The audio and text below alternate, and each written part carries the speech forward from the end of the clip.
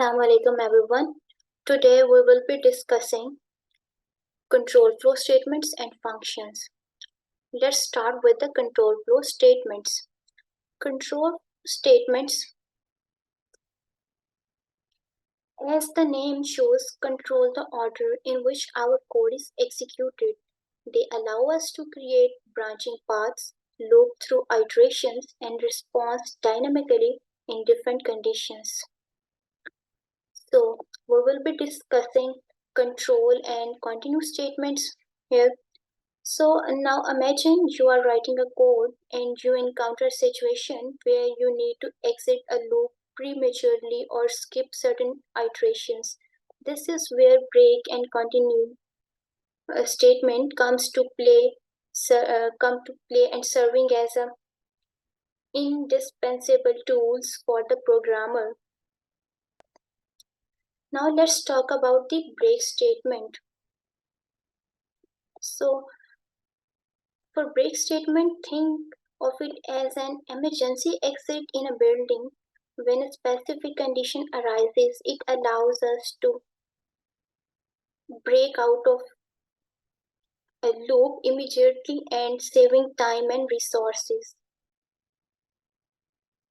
In our coding adventure, this can be immensely useful for scenarios where we want to terminate a loop prematurely based on a particular condition. So now we have the example for the break statement. In this example, the execution of the for loop will terminate when the I will become equal to 3. So we will discuss this example in detail in Visual Studio Code. Next, we will discuss continue statement. So in continue statement, basically what does the continue statement do is basically it skips the rest of the loop's code for the current iteration and move to the next iteration. Here in example of the for loop, so when the number will become equal to 2, it will skip the 2, it will print 0, 1 and then will skip 2 and then it will move to the number 3 and 4. Now we will move to our Visual Studio Code and we'll see how it works. So here I will write in for loop simple 3 or 4 lines of the code of the for loop where we will see how the break and continue both statement works, for which I will write for number in range, let's say 1 to 5. If number becomes equal to, let's say 3, and write break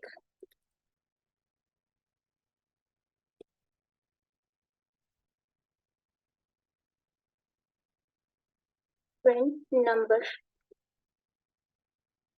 So in this example, when the number will become equal to 3, the loop will stop. It will display the number before the 2. Now let's run this in terminal.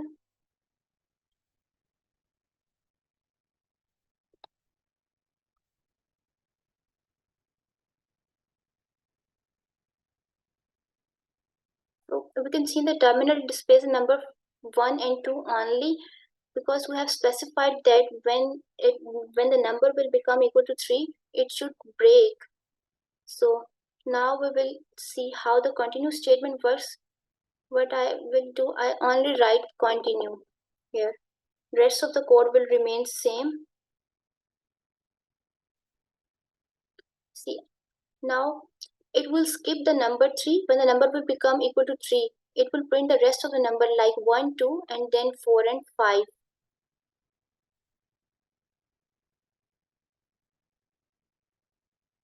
Here you can see it has displayed the number 1, 2 and then skip the 3 and then it displayed and it displays the 4 because we have specified that this range from 1 to 5, that's why it has displayed 1, 2 and 4.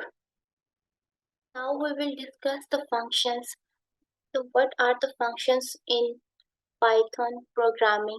So basically function is the you can say a mini part program that we name a name block of code designed to perform a specific task. So first we will see why do we need functions. To understand this, let's take a scenario. You are working on a project and it might be a complex project or a simple project. When you have a complex project, what you will be doing is you will be breaking the project into smaller tasks. You will be writing multiple statements. For example, if you want to perform a payment operation, in that payment you will be adding multiple statements. All these statements you keep it together so that you can use it later. So if you have multiple places where you have to use your payment with this payment operation, you will be using the same set of lines in multiple places. So here's that how the why do we need function. Basically you do not need to write these lines set of lines again and again. Once you wrote, now you can use it again and again when you need. So if we talk about the functions, functions, there are two types of the function. The first one is the built-in function and the second one are the user-defined functions.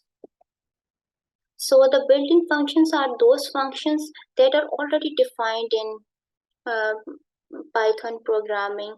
So for example, print, we use it in almost every program, and then the type function and length function. These are all the Python's built-in functions. So if we talk about the user-defined functions, then the user-defined functions are those that are defined by the user. These are just like the custom functions that a user make it for its own use. So the basic syntax for user-defined function is we wrote def basically is a keyword to define function, and then function name, and then in round brackets we pass parameters or the arguments uh, to the function, and then we write rest of the code, and then we write the rest of the code.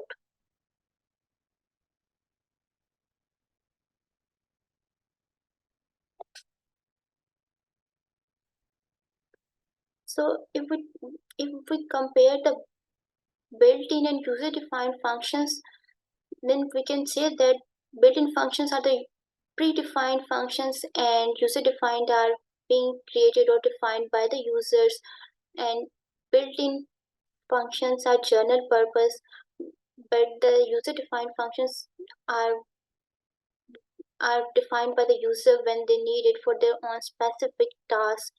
So built-in functions are quick and easy to use. So next we will talk about function calling. So to understand function calling, you can consider that you have a personal chef and you want a special dish. You do not cook it yourself. You call your chef and specify what you want. In programming, it's quite similar. You have a task and you call the function that knows how to perform it. Like if we talk about print function, so we just call the print function, it will print whatever the result is. So the function has basically three parts. The first, the function name. When we have to call a function, we just write the function name and pass the arguments. Arguments, we will discuss the arguments or parameters later, and the return value also. So what are the function parameters? So Function parameter are the variables that function accept as an input. They act as a placeholder for the values you will provide when you call the function.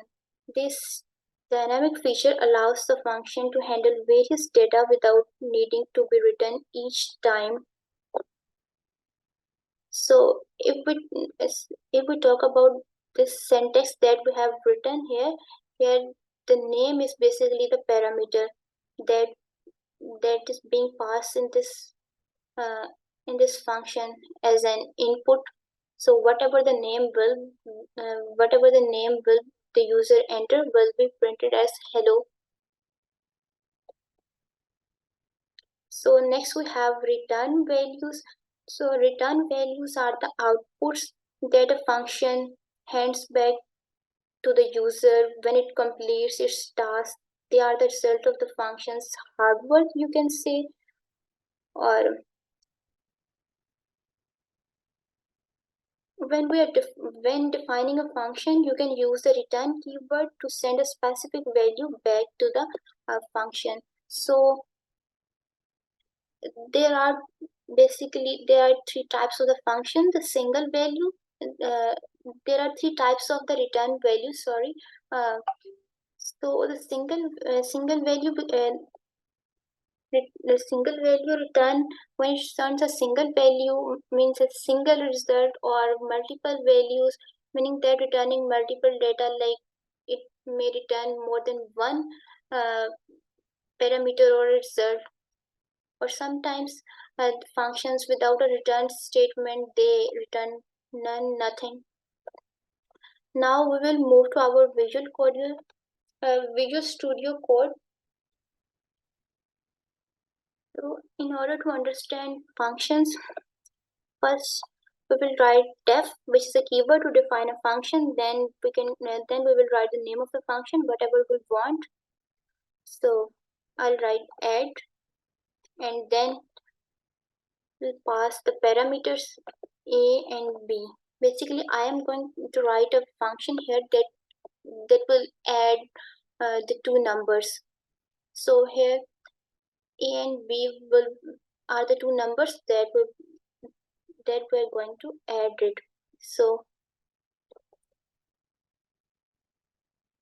we will write sum equal to a plus b, and then return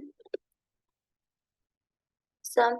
It actually return is the keyword that will return the sum. So it will return only one.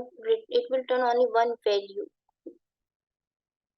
Next, uh, next we will take input from the user, which number the user wants to add. We will write float int,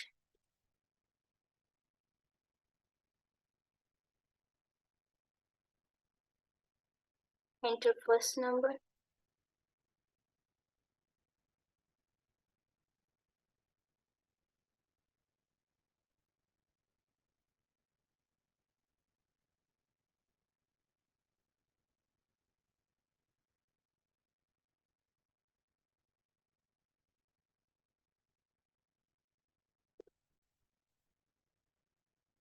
Float input, enter first number.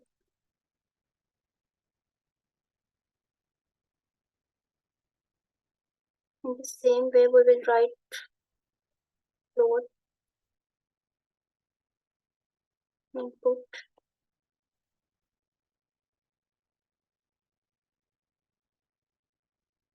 enter second number.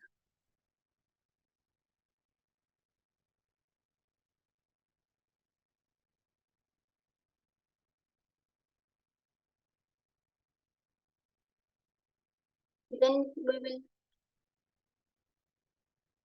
call our function sum equals add a b,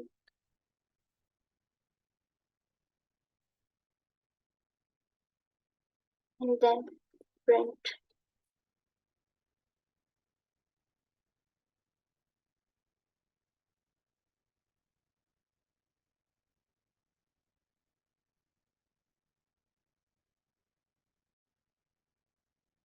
So in this function, we can say that the print is we have used this print function, which is a Python's built-in function, and we have also defined a user-defined function that is basically with the name add, and it adds two numbers, and we have taken from the input from the user.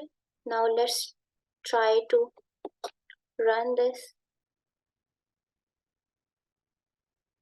So here we can say enter first number, let's enter 4, enter second number, let's enter 6.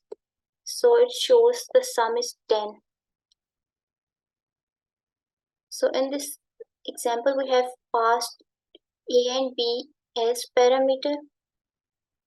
Parameters are the variables that function accept as input, and here add sum equal to add a b. We have called the function, and print sum.